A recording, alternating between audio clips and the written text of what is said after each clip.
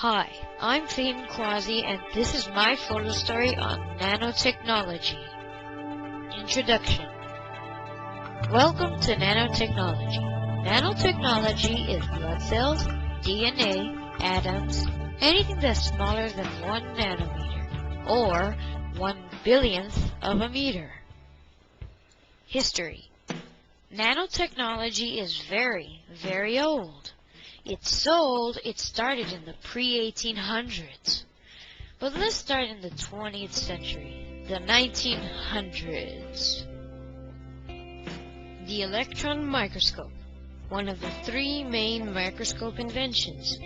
It can be used to see electrons and small objects. By small, I mean very small. From what I see in the image, it looked like a bunch of huge transistors with a lot of tubes popping out on the rack. These are vacuum tubes. These used to be state-of-the-art electronic pieces. Now we have the transistor. It's exactly like a vacuum tube. Changes or splits the flow of electricity. It's just smaller. Now, most of the electronic components are travel-friendly. At least now the room doesn't get so hot from the vacuum tubes. They give off a lot of heat. The transistor works like this. 1 current in, 2 currents out. Now what came next? Oh, it was DNA. DNA is one of the most complex systems ever, using only 5 chemicals to keep itself together: adenine, thymine, guanine, cytosine, and a hydrogen bond. DNA is the database of your body. It is in all of the trillions and trillions of cells in our body. It stores the basic data of all your organs, brain, everything. On the next slide is a model of a DNA slowly rotating back and forth. On this side is a picture of a DNA strand with its long name. Let me try to pronounce it. Deoxyribonucleic acid, or DNA. I suggest saying DNA.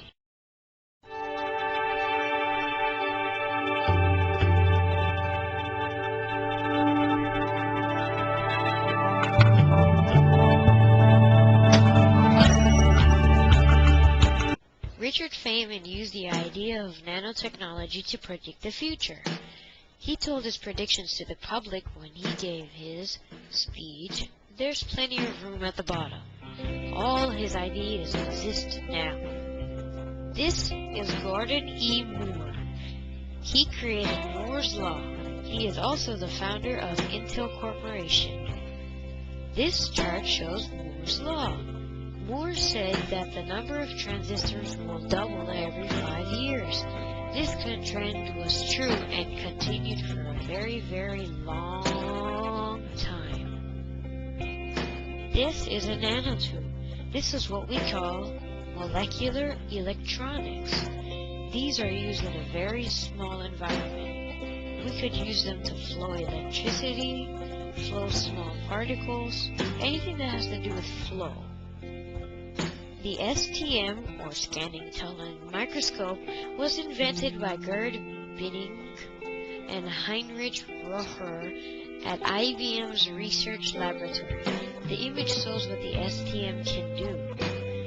In the image, it shows what these people, Gerd Binning and Heinrich Rocher, can do with the STM. You can manipulate atoms. This soccer ball-like structure is called buckyball. Students at Rice University discovered this as C60. They renamed it to buckyball. This is the ATM, or atomic force microscope. Invented by Gerd Binning at IBM, it is used to read the surface directly. In other words, it can be used to see nano-sized objects. In the image, it shows the first ATM, atomic force microscope. This is another image of a nanotube. This tube was created on the concept of the buckyball. It can transfer the flow transfer any kind of data. It is good for nano devices that transfer anything. Man, this time machine is so noisy. Oh, sorry. Welcome to the future. In this image is the Nokia Morph, a futuristic design for a cell phone that can be worn. Nanotechnology affects this because the molecules they need must be flexible and has to be really, really sturdy after they're flexed. Now these are nanobots, as I call them. These specific bots can track down bad cells and viruses. This bot is about to hitch a ride with a cancer cell. Better be careful, cell. Get ready to die. I'm kidding. Now here's an advanced version of bacteria killer. It looks like this guy can literally grab on with its little molecular hands onto one, and it looks like you can shoot it with a laser on its bottom. And it also has a defense on the back to protect the cell from any kind of attacking cell. This is my personal favorite. This is a real nanobot disguised as a small fly. This could be used by the FBI to spy on enemies. It is, at least when the enemy doesn't slap the boat in its face. That's a lot of money wasted. People, if you have heart problems, buy Cardioelectric V. It's a nano panel that will fit right on your hand. You can monitor your atrioventricular, interventric septum left, and interventric septum right. In easy words, you can monitor your heart pressure.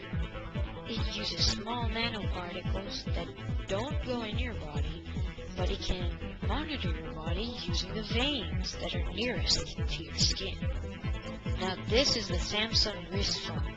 If you look at it closely, it's not exactly like the Nokia Morph because the screen is on the inside. This is more of like a designer bracelet that you can wear, and then if you're like sneaking it in, you can wear it as a bracelet, go la la la la into your class. Then you can take it off, bend it open as a cell phone, and start texting. Though this cell phone uses nanotechnology, because how would the screen bend? You can't bend a cell phone screen unless it's like a flip phone or something. Well, that's the end of the future. Whoa, man, my time travels backwards. See you later.